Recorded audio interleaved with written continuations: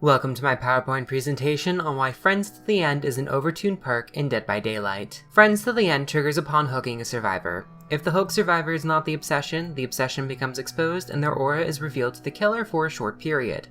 If the hooked survivor was the obsession, another survivor is randomly chosen to become the new obsession and reveals their location with a scream. The main issue I take with this perk is that it is an intricate perk that's incredibly easy to use and very difficult to effectively counter. It involves several effects that cause it to overlap with many other perks while lacking a lot of the limitations that those other perks have. The Scream effect and Aura reading both provide information to the killer at a time when they need it most, finding a new target. This is an effect similar to other killer perks like Barbecue and Chili or Alien Instinct, but lacks any sort of conditional like a distance requirement or injury. If you hook a survivor, you are almost guaranteed information. Not only is the information provided strong in its own right, it has a secondary effect of exposing the obsession whenever another survivor is hooked. While some killers are unable to make good use of this effect, others are much more capable of capitalizing on it. Moreover, it forces the obsession to play for distance as they cannot remain near a freshly hooked survivor. This can catch survivors off guard at the start of the trial because there is no indication that the perk is present until that first survivor is hooked. If the obsession is nearby, they can be a quick down if they aren't careful. Another major complaint I have about this perk relates to the way it handles obsession changes. When the obsession is hooked, one of the other 3 survivors become the obsession at random. Because of this, there's a concerningly significant chance that the same survivor can become the obsession, effectively permitting them to be tunneled out early. It does come down to chance, but the fact that 2 survivors can pass the obsession status back and forth seems like an oversight. Aside from the variety of effects the perk has, the perk covers a lot of ground that can be difficult for survivors to play against. The only way survivors can counter both the aura reading and screaming effect without perks are lockers. However, the aura read on the obsession is one of the longest temporary reveals in the game, and the random nature of the obsession selection dictates that this only has a 1 in 3 chance of working unless all survivors do the same counterplay. The latter part of that also causes it to affect solo queue more strongly as survivors are unable to share information and tactics. It forces survivors to follow an incredibly safe playstyle that still benefits the killer to some degree.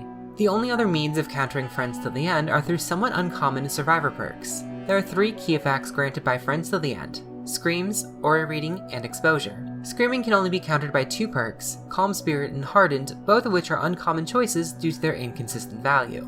Aura Reading does have a few more options, but most are uncommon choices or have limited application.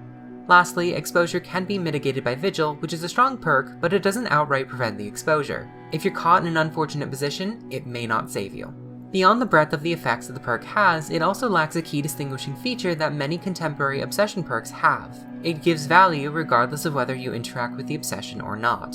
All other killer perks that function primarily based on the obsession mechanic offer bonuses for pursuing or ignoring the obsession. If you choose to do the opposite, the perk does not provide its benefit, except for Friends till the End.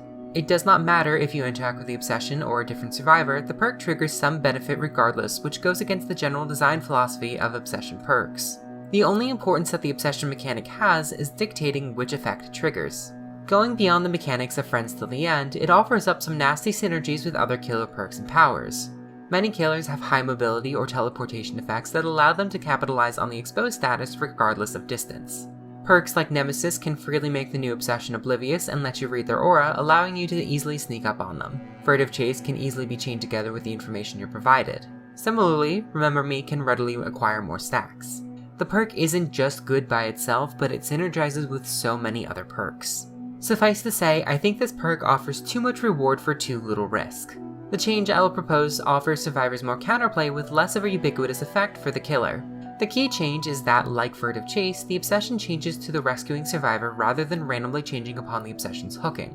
This provides better, more consistent counterplay for survivors as they can choose whom will take on the burden of being the obsession rather than it being thrust upon them. Secondly, this change also makes the perk fall in line with other obsession perks, providing a benefit only under certain circumstances as it relates to the obsession, rather than granting one regardless of the survivor's obsession status. This condition also makes the perk more similar to Barbecue and Chili and Alien Instinct.